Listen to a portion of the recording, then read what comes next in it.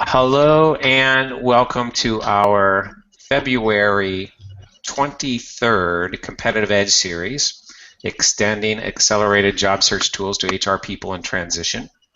We have a smaller group this evening, but that doesn't mean we're not going to get a lot accomplished together over the next 45 minutes. We are here to actually hear Margaret Spence, who is a very respected national SHRM, and I've actually gone to SHRM National, seen her present before. I've seen her present in other local conferences, and she is here with us today out of the goodness of her heart. There is no budget, in essence, to fund this outreach, but she's here to talk about visible to invisible, a way to be more, let's just say, sane among recruiters or other people that might be able to give you access to interviewing opportunities. So with that, I'm going to say, Margaret, take it away. I'm so happy to have you tonight. Great, thank you.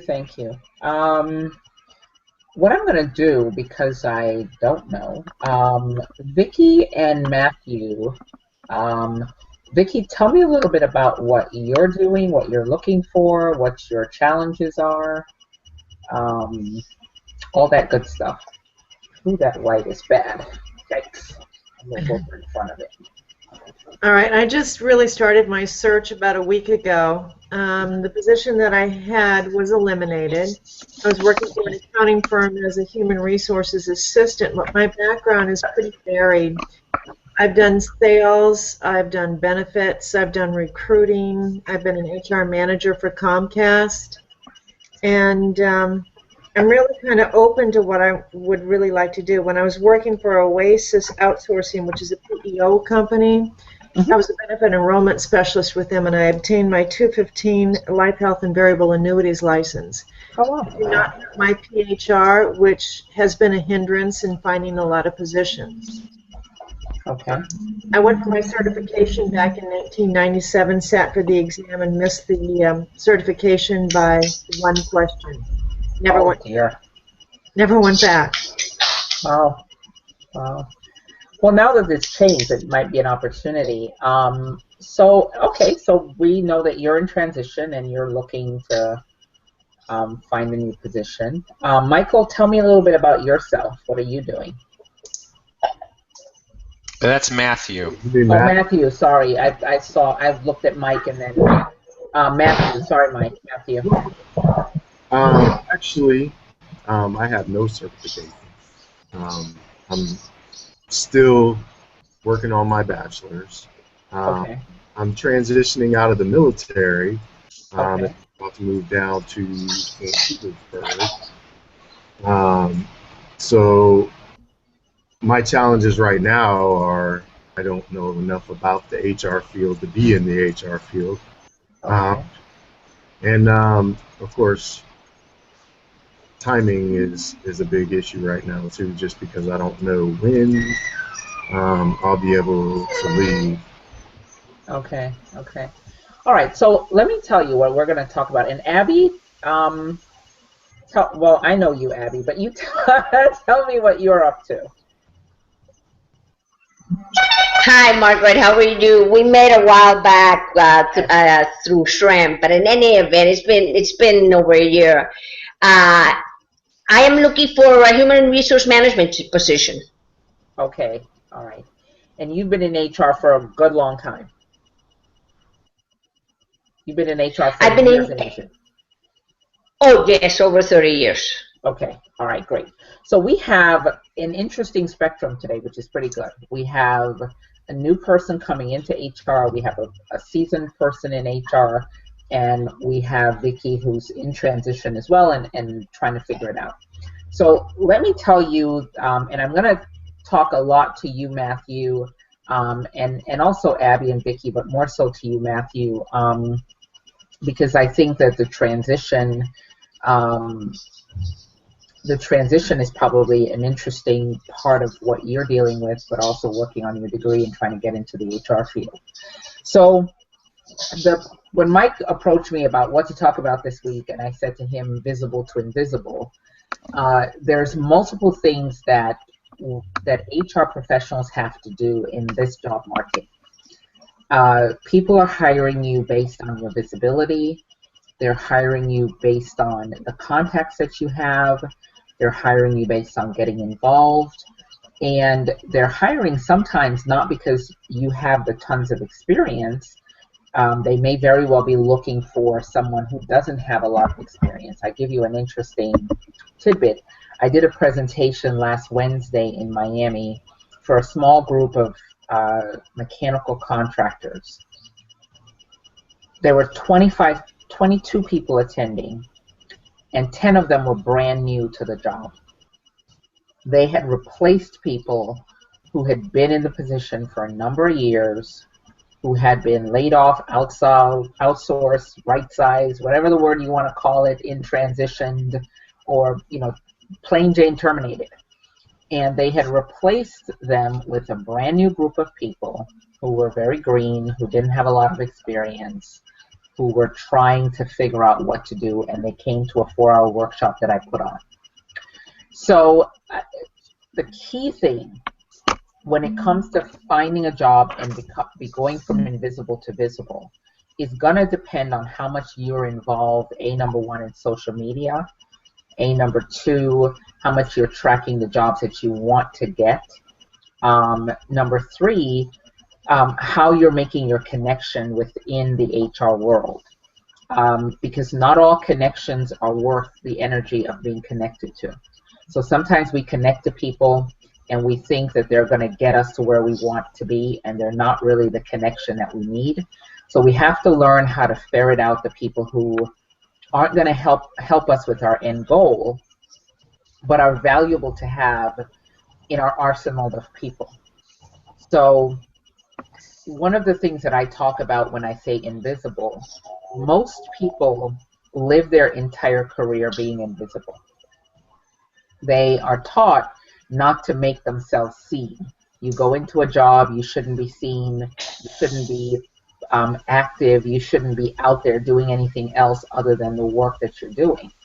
The problem is that when you stay invisible, when you are in between jobs, nobody knows who you are, and nobody knows how they can help you or what they should do for you. So you remain invisible, and I think if we all go to the HR meetings, as Mike said to me earlier this week, or actually last week, there's probably 100 people there looking for a job, but they're not admitting that they're looking for a job. So they're in transition, they're getting ready to be in transition, somebody is getting ready to, they know that they're going to be terminated because they figured out that their company's outsourcing them, and they don't know how to ask the right questions to get hired. So let me start with you, Matthew.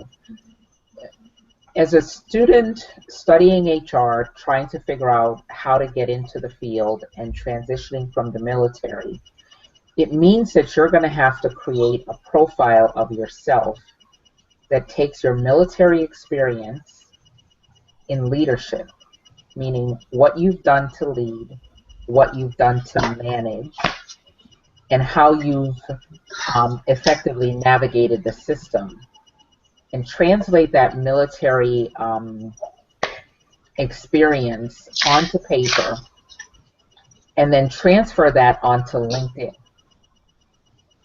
Okay, and I would, since you know you're going out the door, unless there's some prohibitive move where you can't, from a legal standpoint within the military ranks, create a LinkedIn page and start to put yourself out there. The second you're able to do that, that's the first thing that I recommend that you do. Yeah, I've already got a LinkedIn page. Okay. Now, let me tell you the interesting thing about LinkedIn, and I actually have LinkedIn up on my page. And I pulled up your LinkedIn, Abby, just because I like you.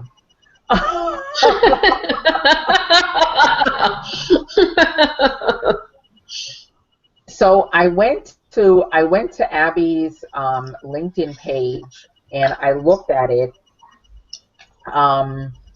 and went down her experience and her jobs and her skills and what she's connected for on her LinkedIn page. And as I looked at it, I still think that while it is very good, because there are a lot of people whose LinkedIn page is not very good, when you look at their page, you go, oh dear Lord, there's not enough information on there. It really doesn't, you have to be able to answer one simple question, and that simple question is, why should I hire you? What is the skills and competencies that you bring to the table that is unique and targeted to my company? Okay? And with that skills and competency, how does that relate to me? So if you look at, and please, Abby, don't take any of what I'm saying to you personally. I'm not picking on you at all. Your LinkedIn page says human capital expert who collaborates with company leadership to maximize customer relationships that lead to measurable positive results. Passionate professional who enjoys working with people, assisting them in reaching their highest potential. Experience in talent acquisition, employee relations, conflict resolution, career development, employee retention. World traveler, avid photographer. Some of my accomplishments include. Okay, so let me ask you, who are you targeting with that paragraph?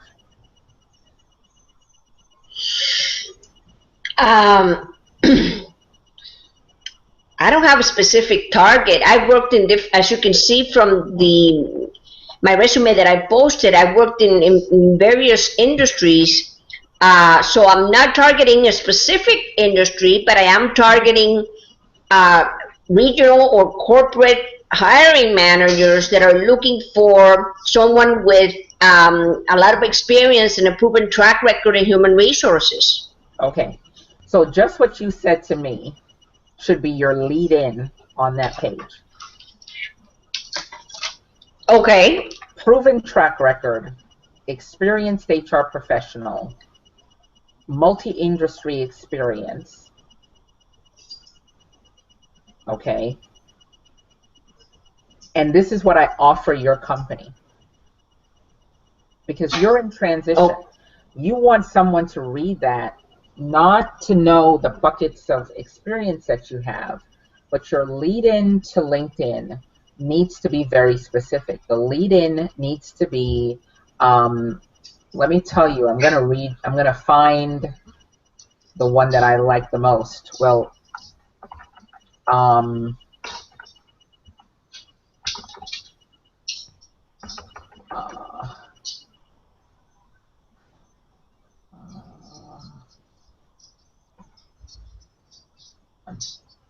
I had his it's actually Ruben Stokes with Ryder. I can pull it up. I can pull it up, Margaret, and we can share screen. Ruben Stokes. Yeah, Ryder Systems. I don't have a spelling. It's Rueben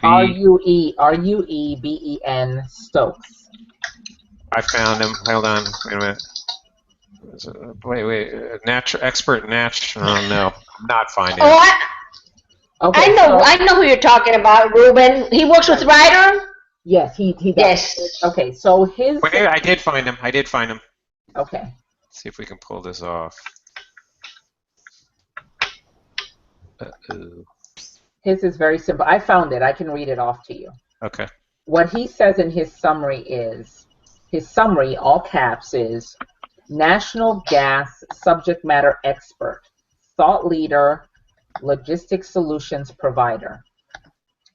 And he starts off writing globally experienced Fortune 500 transportation industry business development executive.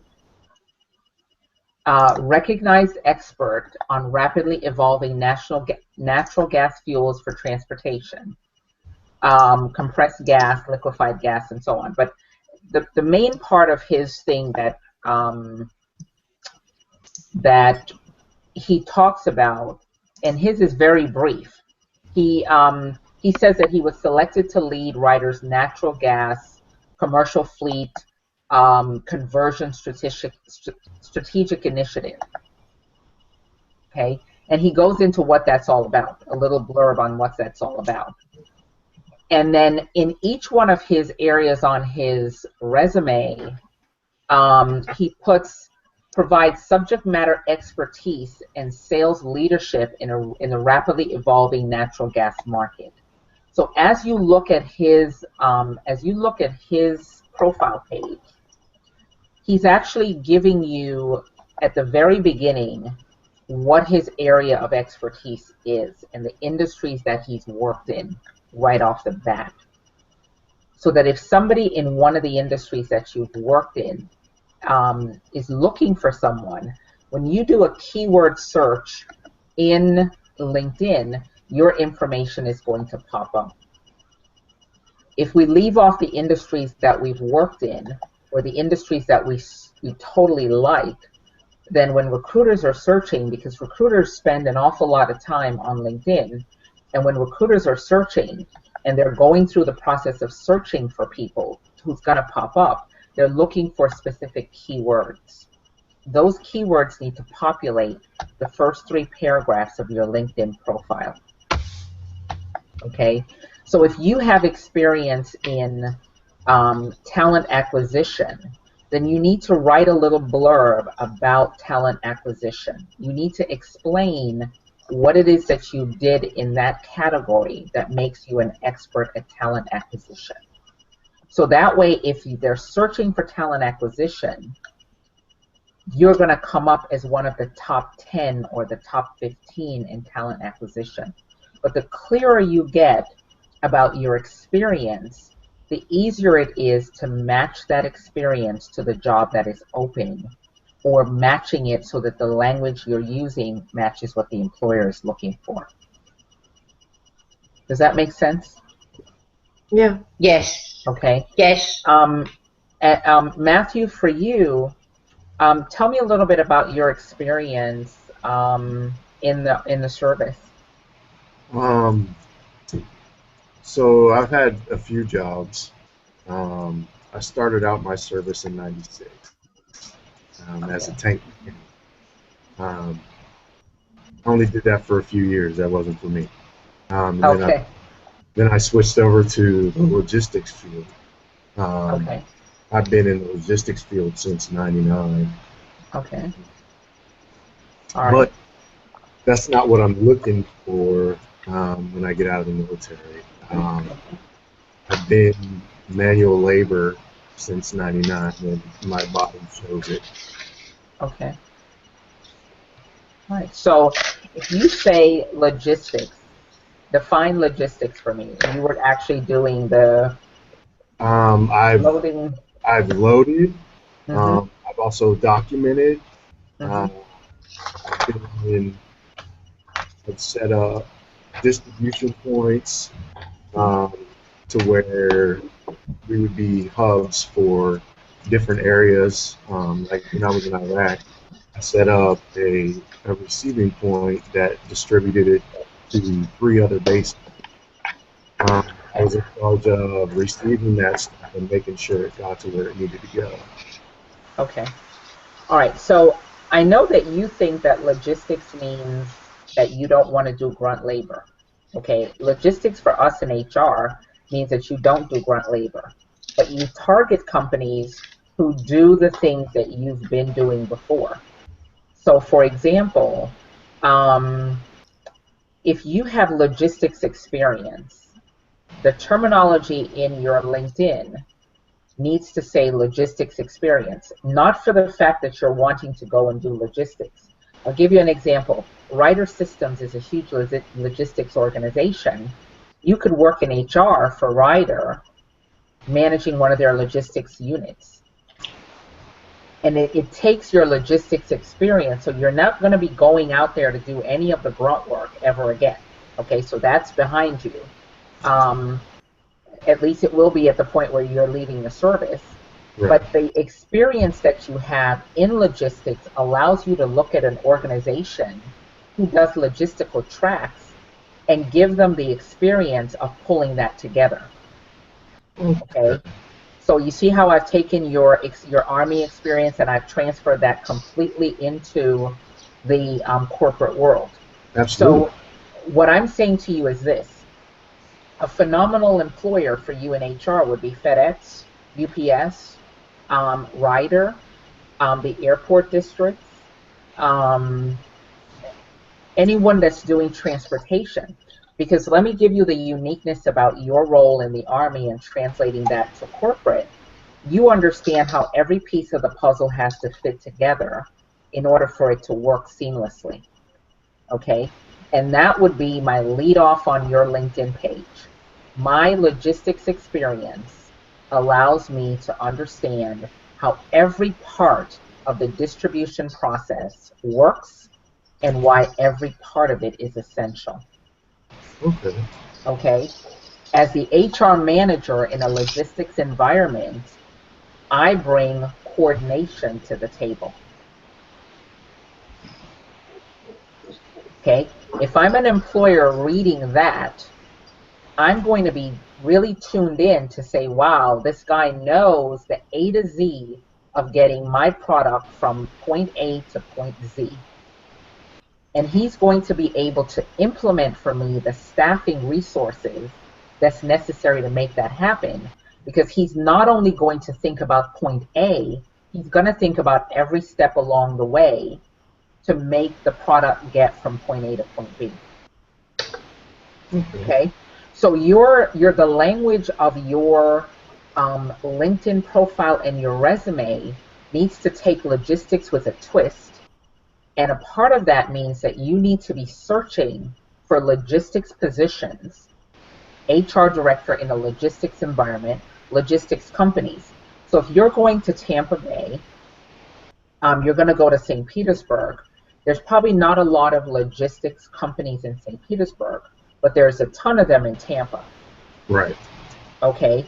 So the question becomes, do you want to live in a Tampa or a St. Pete, depending on what you're wanting to do. Give me 1 second. I'm closing my my email because it's buzzing. But it will give you the ability to. Sorry, Mike. So no, my email was dinging in the background. It was annoying for me. So it will give you the total ability to take a look at what's there. So I would search Tampa Bay Logistics Company. All right. Okay, and then I would search HR director positions, HR manager, HR generalist in logistic companies. That's going to get you in the door very much faster than you're not having a clear idea of where you want to go. Okay. Because they will be more apt to give you the experience you need based on your military experience. Right. And that would be a jump-off point for you from there. Okay. Okay? All right. So, Vicki. Yes. Do you have a LinkedIn page? Yes, I do.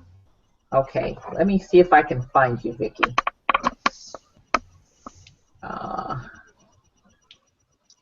Okay.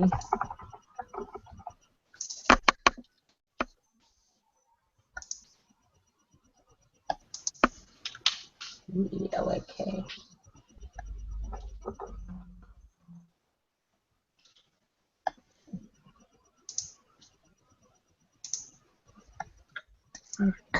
Experience, extensive background, HR generalist, recruitment, staffing.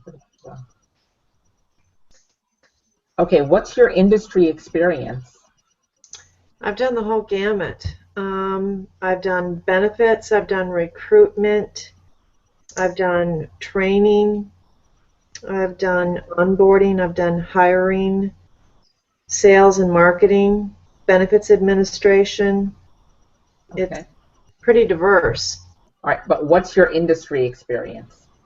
From an industry, like what track are you on? I noticed that you work for a law firm. Is that a law firm you work for? No, that was a CPA firm was my CPA most firm. Okay. company. Then I worked for a PEO. Right. benefits administrator. And then before that, I worked for the Better Business Bureau in sales. Right. And then I worked for a nonprofit in benefits and recruitment. And then I worked for a service industry, Comcast Cable. Right. Okay, so your industries need to be summarized in the very beginning of your LinkedIn page because you're still invisible to the marketplace. The text on your LinkedIn page doesn't lead you in the door to where you need to be. Okay. So the lead-in would be experienced HR professional or industry-specific experience in accounting, nonprofit, cable company. You can go through your companies and merge them into some top-level categories, and expand that a bit in that very first paragraph. Okay. If I'm looking for someone in nonprofit with nonprofit experience, I'm thinking specifically about you, and maybe put some of the accomplishments that you had in that beginning paragraph, that beginning two paragraph. I mean, LinkedIn gives you a wide array of stuff that you can put in there. We don't always use the wide array because we're not clear on what to write, but at the end of the day, you are trying to get the algorithms within LinkedIn to populate other things in other areas. Okay. Does that make sense? Yes, it does. Should Okay. I also include what I've done, like what I've done as far as created and published communication tools, wrote and edited job descriptions and management reports? Is that something that's essential to put that, or just basically more or less talk about the industries that I've done and what I've accomplished? Is that my lead in? Okay, let me tell you a funny thing. I've quickly scanned your whole thing all the way down. You have some pretty good experience. It's not highlighted at the top. Okay, you have FMLA, ADA, workers' comp, and OSHA compliance experience. That needs to be in your lead-off paragraph, line 2 or line 3 of your summary. Okay. Okay, because how often or how difficult is it to find an HR professional with OSHA, FMLA, ADA, and workers' comp experience is virtually impossible. Okay. The second part of it is you have insurance experience. I think you said at one point that you had gotten your agent's license. Right, my 215 life, health, and variable annuities license. Okay. And how did you use that in what capacity? As a benefits specialist, I had to have that knowledge when speaking to employees, educating them on the different aspects of benefits, and I had to have the legal knowledge in order to give them information properly. Okay, so all of what you just said to me needs to be in that summary paragraph. Okay. Okay, it has to be there because now you're making yourself intensely more marketable. And it's also going to be what you translate into your resume. You know, in your summary, your resume should look like a summary. Part of the very beginning of it should have an executive summary. It should go down the bullet points of the chief accomplishments you've had at a very high level. And those bullet points should translate straight into your LinkedIn profile and into everything else. Okay. Nobody really wants to know that you're a performance-driven professional. Okay. They want to know what you've worked on and what's been the impact that you've had with that thing you've worked on. Okay. Okay. And yes, at the very end, they want to know that you've got 10 years of, they want to know right off the bat that you've got 10 years of experience. They want to know at the very end that you've got the performance experience, that you've demonstrated high performance standard with an astute attention to detail. That's all well and good and dandy, but what's going to get you in the door is your benefits experience, your licensure, the rounded experience where you can be, you could take everything that you've got right now today and become a compliance person for an organization. Looking at benefits compliance, looking at the ADA safety, SCOM, roll that all up into one and say, I can look at you from a compliance standpoint. So I'm taking my experience and I'm rolling that into what are the categories that it fits. It fits compliance, it fits benefits, which is a huge issue for companies right now. Okay, and nowhere in the beginning part of your conversation does it say that. So your experiences and benefits, write out, obtained a Florida health, life, and annuity license in order to communicate effectively with employees on their benefits package, to be able to coordinate the broker arrangements and the employee arrangement. Okay, now I'm looking at you going, wow, okay, this lady has benefits. Let me look at this whole paragraph that I've created. I'm no longer invisible. My experience is not invisible. Just as I told Matthew, we tend to look at the process that we've done, the day-to-day A plus B equals C, A plus B equals C continually, and we don't look at the bigger picture, which is, what can I pull out of what I have right now and take it somewhere else? Okay, you've got phenomenal experience, so I would put bullet point, ADA and FMLA. What did you do there? What was that like? There would be a paragraph on that. There would be a paragraph on the information that you did at the accounting firm. Okay, so in this summary, and then that information as you write it now translates into what you're looking for in terms of a job. It translates right into what you're going to put on your executive summary. It's going to be the information that goes into your cover letter when you're sending it out to the company. Okay, and it's going to be the information that that translates across every area of your job search, because you're now clear. And you're not hiding the experience. Own the experience, put it in a big basket, shake it around, and pull out the things that are going to work for you at the next job. Okay. Okay. Makes good sense. Does Yes. that make sense? Yes. Okay. All right. Abby, let me. Yes. All right. Let me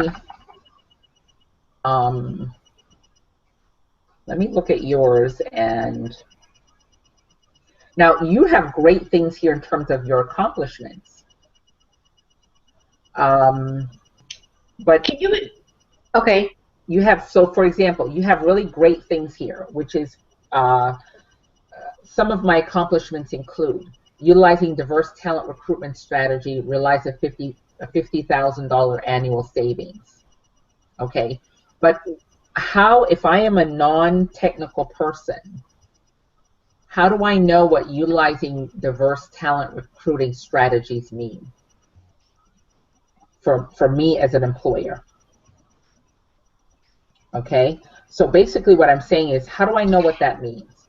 That basically means that you are able to apply diversity to the talent pipeline, and you were able to go out in the community. Okay. You were able to go out in the community and recruit people to the organization to meet to bring diversity to the table. Okay, so whatever it is, the steps that you took to earn that $50,000, you need to expand that sentence a little bit more and put it on there. Does that make sense? I missed the last part. For some reason, you're breaking up on my end.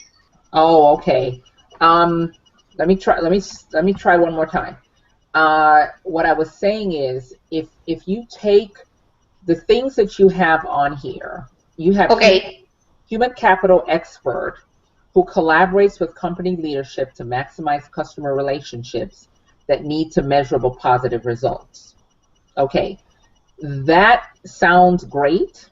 However, what would sound better is human capital expert who's able to recruit or who's able to utilize community-based recruiting relationships to bring a diverse talent pool to the organization. Okay. Does that you see where I'm going with it? Yes. Yes. Okay. So now you're a human capital expert who knows how to who knows how to use her ground game to bring people to the table, who are diverse. Exactly. Okay, so it's not about the company leadership and customer service. You could take that paragraph and move it down a little bit further, but right off the bat, the one or two things that you want to be known for is that you have an expertise in recruiting a diverse talent pool. Perfect. Okay, so and also, as you mentioned before, to highlight the multi-industry HR experience that I bring. exactly. Okay. Exactly, because you have hotel hospitality experience, okay, which is huge. You have medical experience with your American Medical Response. You have telecommunications experience and call center experience. And transportation. And transportation. Automobile, yes. Exactly. And you also have, because you were with Manheim.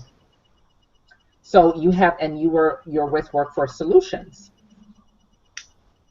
Well, Workforce Solutions is what I call my own company. Right now I'm doing consulting work, but I'm looking for, a place to call home. Right. And that's okay that you're doing the consulting stuff. Because let me explain. Yeah. People right now, a lot of companies want to see that you have the consulting experience. Yes. So don't discount it. It should be a part of what you're doing. It should be a part of that lead-in process. Okay. Because you're not always able to find, the reality is being in transition means you may become a consultant for a period of time. Right.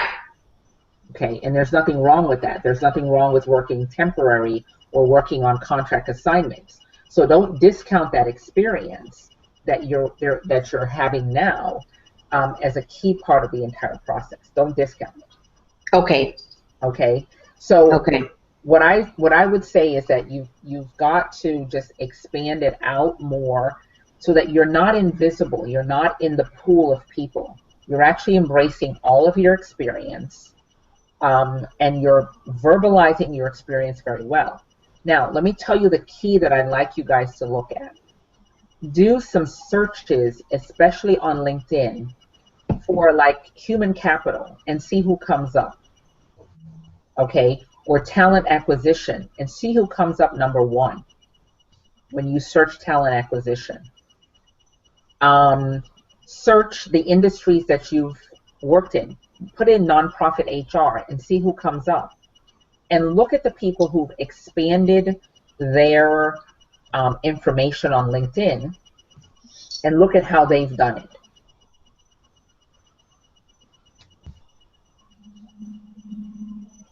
Okay.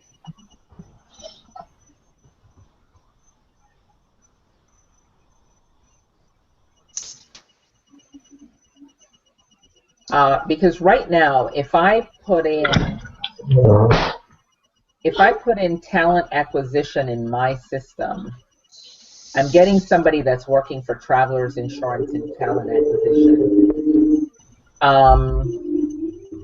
And I'm getting some other people who are working in talent acquisition across the country. It'll also give me some jobs in talent acquisition. Now, one of the ladies that I pulled up, she's with Quest Diagnostic, and she put in areas of competency. is on her LinkedIn profile, which is actually excellent. So areas of competency is basically the bullet points. It's the bullet points of the list of things that you're doing. Like her areas of competency is recruiting strategy, social media sourcing, advanced sourcing for hard to fill jobs, leadership, behavioral interviews, full cycle recruitment, mentorship, coaching, and training. That's her competency. So I don't, those are also keywords that people will search for when they're looking up. Just like I put in talent acquisition, her information came up, but that's because her thing is keyword rich with talent acquisition. Remember that one of the reasons that we struggle right now to get hired is because the Kronos and the Ultimate Software and all these other companies have algorithms that are eliminating our resume. If it's not keyword rich, then we are actually missing out on getting hired or getting our resume in front of the right people. So it actually becomes a ground game. Because you can apply for a job 1,000 times online. You may not get hired because the algorithms just didn't pick up the keywords that you put in aren't the keywords that they put in. Does that make sense? Okay. Sure.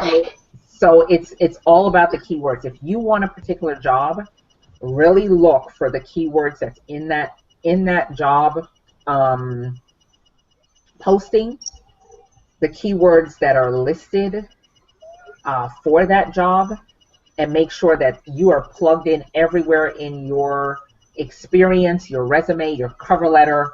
Everything has those keywords in there so that your resume rises to the top versus flattening out at the bottom. That makes sense? Yeah. Yes, yes. Yeah. Would that include the summary as well as previous experience, Margaret? Yeah, look at the previous experience, but really look at the summary more than anything else. More the summary than anything else. Okay. Yeah, because your previous experience is going to speak for itself, okay? But the summary is really where people are going to read that summary, and they're going to read that and want to know about you very quickly. Okay. Okay, and the time for us to say that we've got general experience with all types of industries is long gone.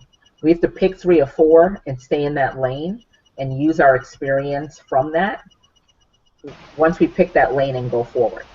And then right. for you, Matthew, it's just a matter of you taking every experience point that you've had in the military. It falls under leadership, all of it does. And it falls under logistics, it falls under people and process. And those are the words that corporate America is looking for. Okay. You know, they're looking for people and process. You know, so they're really looking for that. Yeah. So, but you could definitely, and I encourage you to join us again, and you know, if you want to get any help from us as you're transitioning, please feel free to reach out. We're all here to help you, you know, with that transition. Awesome. I appreciate that. Yeah, absolutely. Absolutely. And when you come to the Tampa Bay area, there's a wonderful HR association in Tampa. They have a St. Petersburg chapter. In fact, they meet between St. Pete and Tampa. They're one of the larger chapters. They get about 150 people at their meetings. And they have a workforce readiness person that's also there to help you to take your resume and help you with it and you know, help you through the process of transitioning. Oh, okay. Yeah. So definitely, I wouldn't be shy about asking, because we've all of our chapters have made a commitment to help military personnel forward transition to corporate, and we do it all voluntarily, and we are totally happy in helping you do that. Awesome. So, definitely. Yeah, it's actually pretty nice. I've seen certain recruiters specializing or really putting a sound outreach towards military people coming back in the workshop. So you can also reach out to me. I might have 1 or 2 I can introduce you as well. Okay. Yeah, definitely, definitely. And we'll put some feelers out there as you get closer to your exit date. Um, how we can help you from a strategy standpoint. Mhm. And Abby and Vicky, I want you guys to look for actively this week and next, look for 5 to 10 companies that have posted jobs with your experience and how your experience would relate with those companies, and then try to connect yourself with people in those industries or in those companies locally. This is all about a ground game, ladies. This is a ground game. It's who you know, how you know them, when you know them, are they willing to help you? And we can't be afraid to ask for what we want. So, but we have to be clear, and I've said it a couple of times, but I think we have to be clear about what we want so that people are able to help us. Like Vicky, you've got a license. I would be looking at people who are struggling with benefits. There are lots of companies that are looking out there that have benefits. I would also look at taking my experience and translating that to being a benefits consultant within an organization. Mm-hmm. That is a phenomenal position. I would try to get into every single workshop possible in the South Florida area that is discussing the benefits issues and get as fluent and versed in that as you possibly can quickly. Mm-hmm. And then I would put that out there as one of my key value added. And the key word here is my value added proposition to your organization is that I know how to navigate the benefits process. Okay. And Vicky, I can give you a healthcare reform toolkit. I can give you white papers to support maybe some of the gaps where you are not as up to speed, and would love to help that way. Excellent. Definitely, because it's a key thing, and it's a key part of the process. And Abby, just take your experience, line it up with some industries, refocus your attention to what you bring to the table, your key competencies, as well as your value proposition. I bring value to your organization because, always be able to answer that question. I bring value to your organization because, and you fill in everything after the because. All right, so on that note, we're a little bit over time, but I'd like to thank Margaret and all of you guys for being here tonight. We do this every Monday. Usually there's a different theme, sometimes a different presenter. I believe we might even have Margaret coming back here on the fourth Monday of March, which I believe is March the 23rd. And appreciate her ongoing support. And tell a friend about what we're doing here, because we really, in our 6th year, have been helping out a lot of people and want to continue doing that. So with that note, I'm going to sign off here and hit the